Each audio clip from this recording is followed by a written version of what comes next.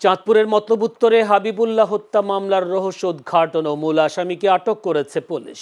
রোববার দুপুরে police super কার্যালয়ে এক প্রেস ব্রিফিংয়ে এসব তথ্য জানান পুলিশ সুপার মোহাম্মদ আব্দুর রকিব। তিনি জানান, ১১ জুলাই চাঁদপুরের মতলব উত্তরে একটি পুকুর থেকে হাবিবুল্লাহর মরদেহ উদ্ধার করে পুলিশ। পরে তথ্য প্রযুক্তির সহায়তায় হত্যা মামলার রহস্য উদ্ঘাটন ও মূল আসামি মোহাম্মদ কামাল মিরাকে নারায়ণগঞ্জের সিদ্ধিরগঞ্জ থেকে আটক করা হয়। প্রাথমিক জিজ্ঞাসাবাদে আসামি স্বীকার করে দ্বিতীয় বিয়ের জন্য মেয়ে দেখানোর কথা বলে হাবিবুল্লাহ তার কাছ থেকে 10,000 টাকা নেয়, কিন্তু পরবর্তীতে মেয়ে না দেখানোর কারণে দুজনের মধ্যে বাকবিতণ্ডার এক পর্যায়ে আসামি কামাল মিয়া তাকে লাথি মেরে পুকুরে ফেলে দেয়।